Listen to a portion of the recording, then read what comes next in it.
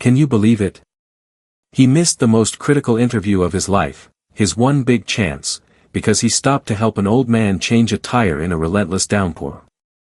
No cameras captured it, no witnesses cheered him on, just a quiet, heartfelt choice sparked by kindness and the lingering echo of a father's wisdom, lost too soon. If you ever see someone with that patch, you help them no matter what, his dad had said. Eli thought he'd thrown it all away that rainy morning, but oh, how wrong he was. What he couldn't have guessed was that the stranger he aided wasn't just anyone, and that door he thought had slammed shut forever. It was only the beginning of something extraordinary. Welcome to Heartfelt Gratitude Stories, where we unravel tales of compassion that warm the soul. So, what really happened? Let's dive in. Picture this, early spring in Charlotte, North Carolina, the kind of morning where the clouds sag heavy and dark, practically begging to burst. Inside his modest little apartment, Eli Walker stood before a smudged mirror, fumbling with his tie for the 5th time, no, maybe the 10th. He wasn't a tie guy, not by a long shot, but today. Today wasn't just any day, it was everything. He stepped back, smoothing the crisp navy suit he'd poured his heart into earning, the white shirt stark against his nervous flush, his polished shoes gleaming like tiny beacons of hope. At 24, with no fancy connections or a big-name degree, he was just a guy with a dream, and today, a shot at making it real. Did he look sharp? Sure, but inside, his hands trembled, his breaths came quick and shallow. Could he really pull this off? For 3 grueling months, he'd slaved away at double shifts in the corner cafe, steaming coffee and stacking chairs under flickering lights long past midnight. Every hard-earned dollar went straight into that suit hugging his frame and the leather portfolio he gripped like it held his very future. Inside it, resumes, glowing letters of recommendation, and his pride and joy, a market analysis he'd crafted himself, emerging economies in Southeast Asia. Eli believed in it with every fiber of his being, now he just needed someone else to see its worth. Could this be his moment? The company was Hayes Capital Group, a titan in Charlotte's business world. They rarely opened their doors to outsiders, favoring Ivy League pedigrees over scrappy dreamers like him. Yet somehow, against all odds, his application had slipped through the cracks. A long shot. Absolutely, but it was his shot, and he wasn't about to let it slip away. He flicked his eyes to the clock, 7:52 a.m. The interview was set for 9:30, and he planned to roll in by 8:45, plenty of time to steady his nerves, rehearse his pitch, and just breathe. He tugged on his coat, slid his portfolio into a waterproof sleeve, smart move, right, and cast a final glance around his cramped apartment.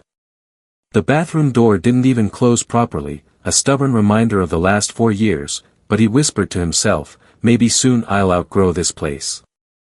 With a determined, let's go, he stepped into the hallway, heart pounding. But fate had other plans. By the time he emerged from the subway uptown, the rain had started, soft at first, like a gentle tease. Then, boom. Within 5 minutes, the skies split open with a vengeance. Streets shimmered with pooling water, umbrellas flipped inside out like broken toys, and horns blared as traffic snarled to a crawl. Eli yanked his coat tighter and broke into a jog, his shoes splashing through puddles as he darted between strangers scrambling for shelter. It was 8:14 a.m., still okay, he told himself, clinging to hope. The plan was to walk the last 6 blocks to Hayes Tower, but this? This was no ordinary rain, it was a full-blown Carolina spring storm, wild and unforgiving. He ducked under a newsstand awning, fumbling with his rideshare app. Nothing. All cars booked or offline, seriously. He refreshed it again and again, still zilch. Even the taxi app mocked him with its silence. 8:23 now. With no choice, he plunged back into the chaos, his once perfect hair plastered to his scalp, his dress pants soaked through, the wind slicing into him like a knife. Block after block, he pressed on, could he still make it? At 8:37, he paused at Tryon and 5th, chest heaving. There it was, Hayes Tower, towering and radiant through the gray veil of rain. Almost there. But then, a faint, raspy voice pierced the storm, "Dang thing won't budge." Eli swiveled, peering through the deluge. There, just beyond the curb, sat an old black sedan, crooked and blinking with hazard lights. Beside it, hunched low and wrestling with a rusted carjack, was an old man, late 70s, maybe early 80s, his overcoat drenched, his trembling hands slipping on the metal. Was he all alone out here? Eli's gut told him to keep moving, he was already late. But something rooted him in place. Not the car, not the rain, not even the man's age, it was the patch. Worn and faded, yet unmistakable on the man's sleeve, an eagle, a globe, an anchor. United States Marine Corps. Time stopped. The rain faded, the cold vanished, and all he heard was his father's voice, steady and sure, "If one day you see a man wearing that symbol and he needs help, you help him. Doesn't matter where you are, doesn't matter what it costs." His dad, Lance Corporal David Walker, had carried Vietnam scars silently until Eli was 14, when cancer took him. That one lesson. It was gospel etched into Eli's soul. He glanced at Hayes Tower, then back at the old man, still struggling, ignored by the world rushing past. Could he really walk away? With a heavy sigh, he stepped into the flood, jogging over. "Sir, you need a hand," he called, voice cutting through the storm. The old man looked up, startled, his pale blue eyes like fragile glass meeting Eli's. Rain streamed down his weathered face, mud streaking his coat. "Jack stuck," he grumbled, frustration thick. "Thought I could manage it myself, but," he shook his head, defeated. Eli knelt beside the wheel, setting his precious portfolio in the sedan's back seat. "Please don't get soaked," he silently begged. "You shouldn't be out here alone," he said, his tone soft with concern. "Storm caught me off guard," the man replied. "Driver's off today, thought I'd take myself to the doctor's." He gave a bitter chuckle. "Stubborn old fool, huh?" Eli's lips curved into a gentle smile. "No, sir, just proud." He shrugged off his coat, laid it on the sopping pavement, and got to work. The wheel was stubborn, locked tight, but Eli had summers of grease-stained memories from his uncle's garage. He knew this dance. As he labored, the old man watched. "You headed somewhere?" he asked, voice curious. Eli paused. "Yeah, an interview." The man let out a soft whistle. "Big day." "Kind of the biggest," Eli admitted, voice tight. "And yet, here you are," the man murmured, almost to himself. Eli didn't respond, just kept working. Minutes later, the jack clicked, the flat tire gave way, and the spare slid into place. By then, his white shirt clung to him like a second skin, his hands black with grime. 9:06 a.m., way too late. Yet, a strange calm settled over him. He'd done the right thing, hadn't he? The old man clapped his shoulder. "You've got good hands, son. Real steady. Learn from my uncle," Eli said, brushing off the praise. "A man should know how to help when no one else does." The man's smile deepened, a spark flickering in his eyes. "Do me one favor," he said, hobbling to the driver's side. "Let me give you a ride." Eli hesitated, glancing at his ruined clothes. What was the point now? But that voice, gruff yet warm, pulled him in. He nodded, climbing into the sedan as they peeled away, neither noticing the tiny American flag pin that slipped from the man's collar, lost to the wet sidewalk. Inside, Eli saw the trembling in the old man's hands, deep, unshakable, like his father's in those final days. Franklin Hayes, he'd said his name was. "You know what you're doing," Franklin remarked, watching Eli pack the tools. "Summer gig at my uncle's garage," Eli replied, wiping mud from the wrench. "Didn't think it'd save the day." Franklin chuckled. "Most useful things don't shout it." He leaned against the car, catching his breath. "You sure you're okay, sir?" Eli asked. You're soaked. I've seen worse storms, Franklin shrugged, the marine patch peeking out as he adjusted his coat. Eli tightened the bolts, his mind screaming, 908. You're done. But he didn't rush. Franklin mattered more. When they reached Hayes Tower, Franklin said, good luck in there, even if you're late. Eli thanked him, stepping into the lobby where the cold hit like a slap, his shoes squeaking, water dripping everywhere. The receptionist's words cut deep, you're too late. Mr. Crenshaw's with other candidates. His heart sank, gone, all gone. Back home, still damp, Eli stared at the wall. No regrets, not one. But man, did it hurt. That job was his lifeline, and all he had was a thank you from a stranger. Still, he'd do it again. Dad would be proud, he whispered. 2 days later, his phone buzzed, an unknown number. Could it be Mr. Walker? Rachel from Hayes Capital Group. Can you meet our executive team this afternoon? What? Another chance? Eli's jaw dropped. On the 38th floor, Andrew Hayes greeted him, crisp suit, quiet power. Then, a familiar voice, thought the story ended, didn't you? Franklin sat there, grinning. Andrew explained, my father rarely calls, but he insisted, meet this young man. Don't let him slip away. Eli's voice broke. I didn't know who he was, just saw the patch. That's why it mattered, Franklin said, eyes soft. They offered him a job, entry level, but with mentorship and promise. We're hiring your heart, Andrew said. Eli said yes, no hesitation. For once, someone saw him, not his school, not his suit, but the man he chose to be when no one watched. And that? That was everything. Can you imagine the weight of that moment? Franklin didn't answer Eli right away, his silence stretching out like a thread pulled taut between them, heavy with something unspoken. Was he studying the chaotic blur of traffic, or maybe Eli himself, this soaked, stubborn young man who'd thrown his dreams into the storm? It wasn't awkward, though, no, it felt like a quiet understanding, a bond forged in the rain without a single word. Then, out of nowhere, Franklin's voice broke through, low and raw, my wife passed 10 years ago. No kids nearby. Don't like being driven around, makes me feel old, you know. The confession hit Eli like a punch, could this tough old Marine really be so alone? Eli grinned despite the ache in his chest.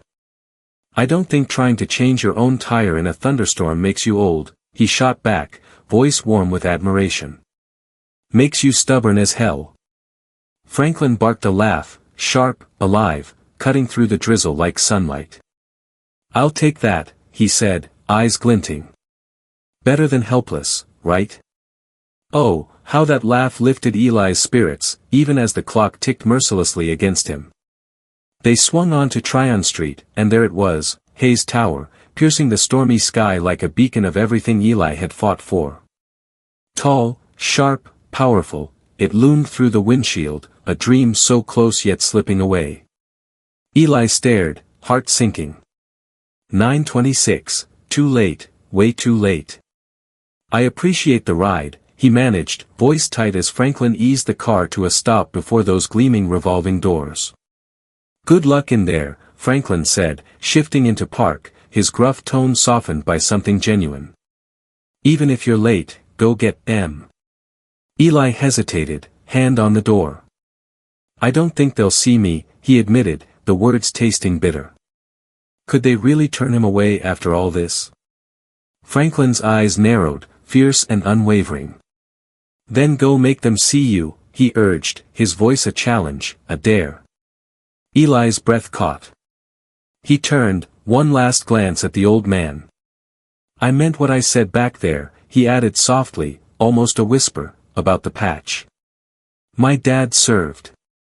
Told me if I ever saw a Marine in need, I stop, no matter where I'm going, no matter what I'm chasing. His father's words echoed in his soul, how could he ignore that call?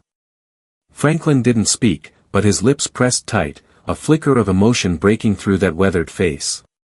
He nodded, short, firm, and Eli stepped out into the wet, wild morning, clutching his soggy portfolio like a lifeline. The cold slapped him hard as he crossed into the marble lobby, air conditioning biting into his drenched clothes. Shivers racked his body. Could he even stand straight? Water dripped from his cuffs, his shoes squeaked loud against the polished floor, announcing his defeat to anyone who cared to listen. The receptionist looked up, blinking once, then twice, her gaze raking over him, head to toe, unreadable. Did he look as wrecked as he felt? "Good morning," Eli rasped, voice hoarse from the storm and the strain. "I'm Eli Walker. I had an interview at 9:30. She glanced at her screen, cool and detached. "I'm sorry, Mr. Walker," she said, polite but unyielding. "You're past your scheduled time. Mr. Crenshaw has already begun seeing other candidates." Each word landed like a hammer. Done, over, gone. "I understand," Eli forced out, "but I had a situation, please." Did she even care? She didn't ask. She didn't need to. His soaked suit, muddy shoes, and dirt-streaked hands screamed the story loud enough. "Perhaps you could leave your resume," she offered, voice flat, "and we'll contact you if another opportunity arises." A lifeline? Or just pity? Eli's shoulders slumped, defeat crashing over him.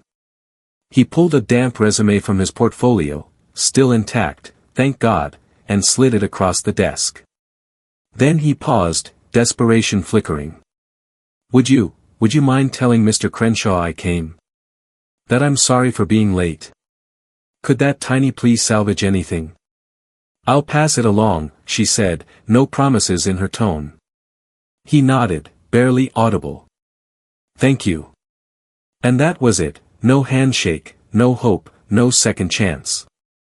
Eli turned, each step echoing his failure as he walked away. By the time he stumbled into his apartment, the rain had stopped. How cruel was that? The clouds parted, the sun peeked through, mocking him as if it hadn't just drowned his dreams an hour ago. He collapsed onto his bed, still in those soaked clothes, shoes squishing, tie choking him. His mom had texted twice, "How'd it go?" but how could he answer? Eli stared at the ceiling, chest tight. No regrets, not a single one. He'd chosen right, hadn't he? But oh, did it sting. That job could have changed everything, and all he had was a gruff, "thank you," from a tired old man and a ride in a muddy car. Still, deep down, he knew, he'd do it again in a heartbeat. 2 days dragged by, the storm long gone, but for Eli, the world stayed gray, bleak and heavy. He'd done the honorable thing, stopped for a stranger when it cost him everything, his shot, his future. But that didn't pay the rent, didn't ease the silence from Hayes Capital, didn't fill the hollow ache where his dream used to be. He spilled it all to his mom, honest, raw. She was proud, her voice soft, but Eli caught the worry she tried to hide. Was he letting her down, too? He threw himself into job boards, rewriting cover letters, chasing any flicker of opportunity, but nothing shone like Hayes Capital. It all felt small, dim, unworthy of the fire he'd carried. Then, on the third morning, his phone buzzed, an unknown number, local code. Could it be? His heart leapt as he answered, shaky. "Hello? Mr. Walker?" A woman's voice, professional, warm, cut through his fog. "This is Rachel from Hayes Capital Group. We'd like to invite you to meet with our executive team this afternoon if you're available." What? His mind reeled, another chance. Eli blinked, stunned. Sorry, did you say Hayes Capital? Could this really be happening? Yes, sir. Our offices are at 1200 South Tryon. Are you available at 2 today? He swallowed hard, pulse racing. I think there's been a mistake. I already had an interview there. I missed it. A pause, then her voice returned, steady as ever. Your name is Eli Walker, correct? Yes, he breathed. Then there's no mistake. Mr. Hayes asked to meet with you directly. Eli's heart stopped. Mr. Hayes? Yes, sir. The CEO. I'll be there at 1:50, he blurted, no hesitation. How could he say no? He stood before Hayes Tower again, sky clear, suit dry, shoes gleaming, but those nerves. They roared louder than ever. He stepped through the glass doors, gave his name, and the receptionist smiled, actually smiled. Mr. Hayes will see you on the 38th floor. Take the executive elevator to your left. Executive? Him. The ride up felt eternal. Eli adjusted his tie 3 times, hands shaky. The doors slid open to a suite that stole his breath, quiet elegance, a skyline sprawling through massive windows. A woman in a gray suit, Rachel, he guessed, greeted him. Right this way, Mr. Walker. Down a polished hall, to double doors she opened with a nod. He's expecting you. Eli stepped in, eyes darting. Empty at first, then a man rose from behind a wide desk. Mid-40s, crisp suit, a quiet power in his stride. Mr. Walker, he said, hand outstretched. I'm Andrew Hayes. Eli shook it, dazed, was this real? Sir, I don't understand. I thought. A gentle voice cut in from the corner. You thought the story ended 2 days ago, didn't you? Eli spun. Franklin Hayes sat there, sunlight on his shoulder, that familiar grin wide and warm. What are you doing here? Eli blurted, shock overriding manners. Franklin chuckled, soft and knowing. Not the question you should be asking, son. Andrew gestured to a chair. Have a seat. Eli sank down, still reeling. Andrew stayed standing, voice calm but firm. My father rarely calls me, even when it's important. Franklin quirked an eyebrow. That's true. But 2 days ago, Andrew went on, locking eyes with Eli, in the middle of a board meeting, my phone rang. It was him, and all he said was, you need to meet this young man. Don't let the world overlook someone like that. Eli's throat closed, tears threatened. He glanced at Franklin, who nodded once, steady as ever. I didn't know who he was, Eli choked out. I swear, I just saw the patch. I know, Franklin said, voice soft but sure. That's why it mattered, why you mattered. Andrew leaned against the desk, arms crossed. My father founded this firm with my grandfather, and he's been the moral compass behind every move we've made, seen or unseen. He paused, letting it sink in. 3 times in my life, he's told me to hire someone without a resume. This is the 3rd. Eli sat there, overwhelmed. Could kindness really rewrite his story like this? Can you believe it? Eli couldn't even speak, his throat tightened, his mind spun. Franklin finally shattered the stillness, his voice a gentle thunder. I wasn't looking for a job application that day, he said softly. But oh, Eli, I found something so much better. Eli's breath hitched, his voice barely a whisper. What was that? Could this moment really be unfolding? Franklin smiled, a warmth radiating from him as he leaned forward, elbows on his knees. A man who didn't flinch when no one was watching. A man who ruined his best clothes, missed his shot at glory, and never once whined about the cost. Eli, I don't need the slickest financial analyst, I need someone with soul, and so does this firm. Oh, how those words crashed over Eli, lifting him from the shadows of doubt. Eli's gaze dropped to his hands, still rough, still faintly stained from that chaotic morning despite all his scrubbing. I thought I failed, he murmured, the sting of that memory heavy in his chest. But Andrew? He wasn't having it. No, he shot back, voice firm and clear. You aced a test those other candidates didn't even know existed. He strode to his desk, snatching up a folder like it held the key to Eli's future, which it did. This isn't some polite chat, Eli. We're offering you a job, entry level, sure, but with mentorship from our best and access to leadership you'd never find anywhere else." Eli stared, dumbfounded. "Why me?" he asked, his voice trembling with wonder. Andrew glanced at his father, and Franklin's answer rang out, "Because one day, this company will need leaders forged not just in markets, but in the rain." Can you feel the weight of that promise? Eli didn't hesitate. Why would he? "Yes," he blurted, no details needed, no haggling, because for the first time, someone saw him, not his degree, not his connections, not his muddy suit, but the man he became when the world wasn't watching. Andrew stretched out a hand across the desk. "You start Monday. Orientation's right after. You'll work with me, assistant to the director." Eli blinked, stunned. "Wait, I thought this was a junior analyst gig?" Andrew shook his head, a sly grin tugging at his lips. "Not anymore. You'll be in the thick of it, high-level meetings, research projects. It's a steep climb, but Eli, I know you've got the grit." From his spot by the window, Franklin gave a single, quiet nod, small, but bursting with pride. Monday morning arrived, soft and golden, the sun bathing Charlotte in hope. Eli stepped off the elevator into Hayes Capital's lobby, not a nervous wreck this time, but a full-time employee. His shoes gleamed, his suit, crisp and new, bought with his signing bonus, fit like a dream. His shoulders squared, his heart raced with excitement. And who was waiting by the glass doors? Franklin Hayes, grinning like a kid. "Didn't think I'd let you walk in alone, did you?" he teased. Eli's smile bloomed. "You didn't have to come." Franklin shrugged, tweaking his tie. "You didn't have to stop on that street either, but here we are." He dug into his pocket and pulled out a frayed Marine Corps patch, just like the one from that rainy day.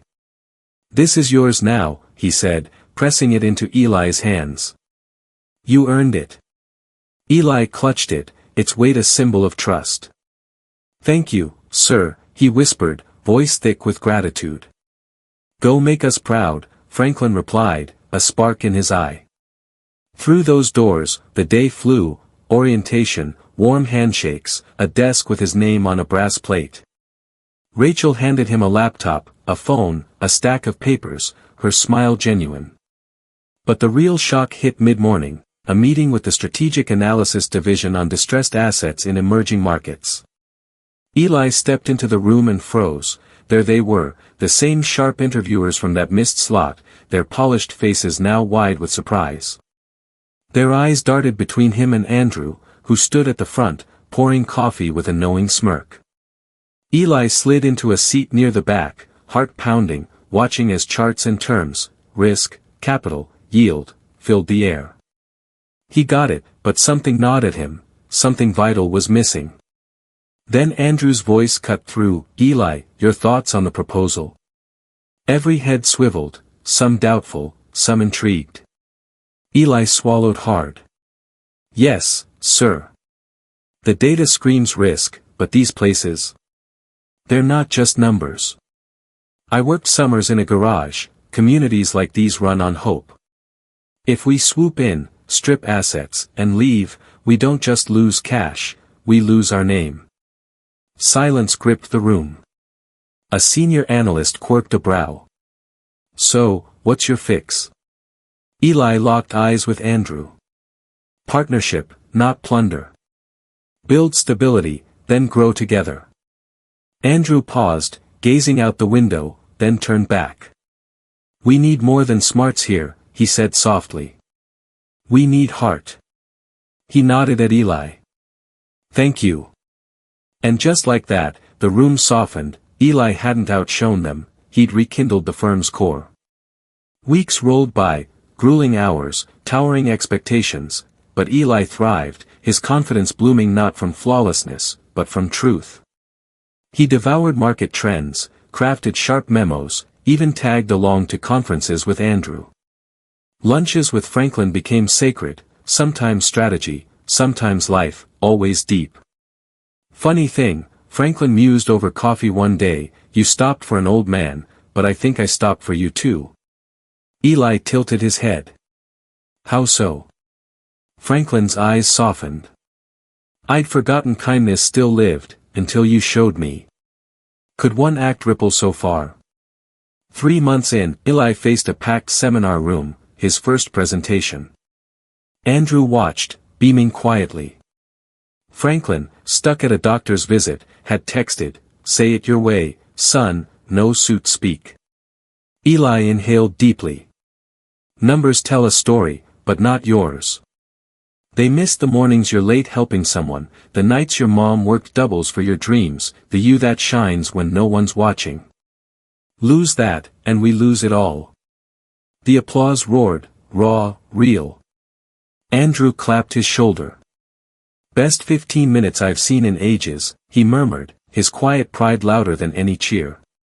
Here's my take, raw and real, we live in a world obsessed with hustle, where ambition trumps everything, and it's exhausting.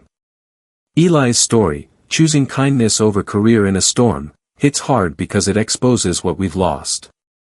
Success isn't just titles or paychecks, it's the guts to stop, to help, to care when no one's watching. I'm tired of society pretending empathy's a weakness, some detour from real goals. Bullshit. Kindness is the core of a life worth living. Eli didn't just save an old man, he sparked a ripple, proof our choices echo beyond the moment. I believe we need to ditch the race for a second and see each other. Be Ellis, messy, human, brave. Because when the grind fades, it's not your resume that matters, it's your heart, still beating, still giving a damn. Eli never forgot that stormy week's price, or its gift, character trumps credentials, unseen eyes see the truest deeds. A stranger with a flat tire, a CEO in disguise, kindness swings doors wide open. Don't let this fade, subscribe to Heartfelt Gratitude Stories, where justice shines, kindness echoes, and no quiet hero is ever forgotten.